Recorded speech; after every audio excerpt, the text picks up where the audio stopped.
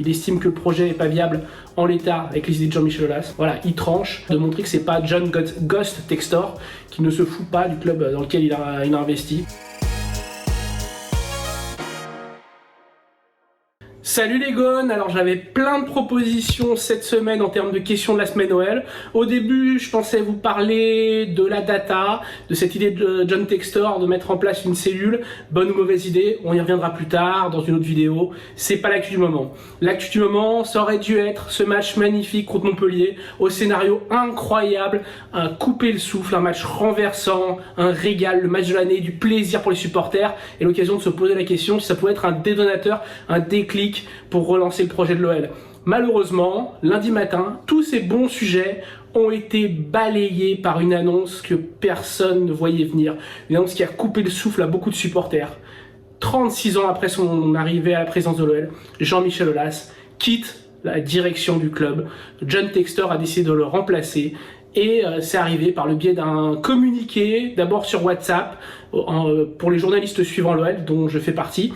Et ça a scotché plus d'une personne, donc voilà, c'est Jean-Michel Aulas, c'est fini. Faut se faire à l'idée que le président GMA ne sera plus à la tête de l'OL, ne sera plus aussi hyper présent dans les médias, partout, en pare-feu pour son club, voilà, dirigeant le plus grand, le plus charismatique du foot français. Voilà, c'est fini. Donc la question c'est, et maintenant ?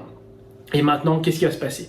Alors déjà, je voudrais revenir sur les circonstances du départ de Jean-Michel Aulas, parce qu'elles ne sont pas claires pour le grand public. Certains pensent qu'il s'est effacé, qu'il est parti de lui-même suite à un désaccord avec John Textor, mais la vérité, c'est plutôt qu'il a été poussé dehors, parce qu'à partir du moment où il y a le règlement de ces 10 millions d'euros, qui était sa clause de départ, voilà, il n'y avait plus vraiment à discuter, donc c'est un peu ce qui s'est passé.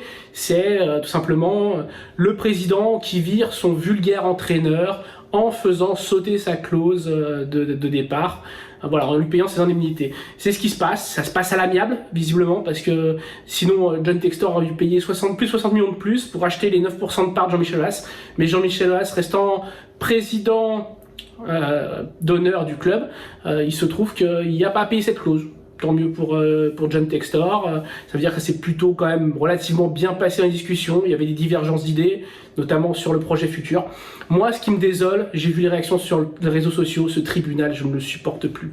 Je trouve ça abject, affreux, c'est vraiment, ça m'enlèvera pas de l'idée, je suis désolé pour ceux qui sont accros au réseau, ça m'enlèvera pas de l'idée qu'on est dans une fosse à purin où le moindre quidam se permet des jugements de valeur, des moqueries ou des insultes à l'égard d'une légende. Jean-Michel Aulas, c'est une légende, un président emblématique, le meilleur de l'histoire du foot français, celui qui a eu la plus belle longévité à ce poste avec des résultats. On peut pas manquer de respect, surtout que ça vient de personnes, je suis désolé, mais la plupart, leur référence, c'est aussi donc le CV de Dimitri Payet, donc un petit peu de décence, un petit peu de respect, respectez-vous, respectez les gens, respectez ceux qui vous lisent parce que ça brûle les yeux. Voilà, ça c'était le petit coup de gueule. Maintenant on va parler de la suite. John Textor est totalement en droit de se séparer de Jean-Michel Aulas, ça faisait partie des contrats, c'est lui qui met l'argent, c'est lui qui prend tous les risques parce qu'il a beaucoup de prêts, donc il faut qu'il y ait des résultats. Il estime que le projet n'est pas viable en l'état avec les idées de Jean-Michel Aulas. Voilà, il tranche, il fait ce que le public lui a demandé de faire finalement, de trancher dans le vif, de faire des choix, de montrer que c'est pas John Ghost Textor qui ne se fout pas du club dans lequel il a investi. Voilà, c'est un choix, hein. C'est un choix, c'est respectable. Le timing, on peut le regretter, on peut se dire quand même que ça gâche une belle victoire, qu'on est en plein sprint final pour une petite Europe, c'est vrai, mais une Europe quand même, ça aurait été mieux en fin de saison, mais bon. Visiblement, les sujets sur l'évolution du club sont plutôt urgents parce qu'il faut mettre en place les choses pour l'été. Ça peut se comprendre. Voilà, maintenant il y aura un projet basé plus sur la data, avec une cellule de recrutement experte. On ne sait pas encore ce qu'il va advenir des bras droits, bras gauche et collaborateurs de Jean-Michel Aulas. A priori, vu qu'il a déjà payé 10 millions d'euros pour se séparer de Jean-Michel Aulas, il est quand même probable que John Textor conserve les personnes mais réorganise complètement. Il l'a dit, il l'a dit à Bruno Chéroux, il le conservera. À quel poste? Ça sera à redéfinir. Je pense aussi que Vincent Ponceau, s'il ne part pas lui-même, restera parce que John Textor a besoin de ses compétences.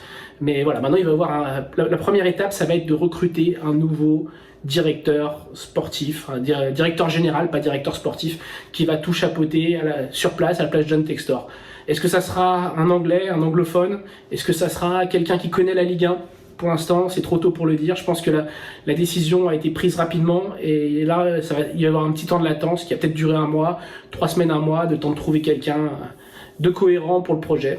Après ça va être la mise en place d'un nouveau projet de data avec un nouveau style de recrutement. Voilà, maintenant c'est wait and see, hein, comme on dit avec les Anglais, avec les Américains. Il y a eu le coup près qui est tombé. La suite, c'est à eux de l'écrire. Voilà, est-ce qu'on est optimiste, est-ce qu'on ne l'est pas, pessimiste? Personnellement, là-dessus, je veux pas me projeter trop dans l'avenir. Tout ce que je peux dire, c'est que maintenant le projet va complètement changer. Il sera un peu moins paternaliste qu'il pouvait l'être avec Jean-Michel Aulas. Peut-être moins protecteur aussi envers les hommes en place, plus à l'américaine, plus à la Elon Musk, entre guillemets, ne pas hésiter à trancher dans le vif. Voilà. Voilà, c'est tout ce que j'ai à dire sur le sujet. Moi, à titre personnel, j'ai un peu de peine à voir partir un dirigeant historique qui a accompagné mon enfance, parce que je suis de 1985, donc forcément, tout ce qui s'est passé, toutes les années de l'OL, je les ai connues qu'avec Jean-Michel Aulas, dans mes souvenirs, donc forcément, ça va faire bizarre. Je n'avais pas des liens très proches avec le président, mais j'ai quand même eu beaucoup d'échanges, beaucoup de moments un peu particuliers, d'anecdotes. Voilà, je vais les garder pour moi pour l'instant, mais j'ai peine à voir partir cet homme-là, qui je pense était la bonne personne à la bonne place. Et moi, la seule vraie satisfaction que j'ai pour lui, c'est qu'il part sans qu'une seule affaire ait explosé sur lui, sans qu'il soit retrouvé comme tapis, traîné dans la boue, mêlé à des affaires.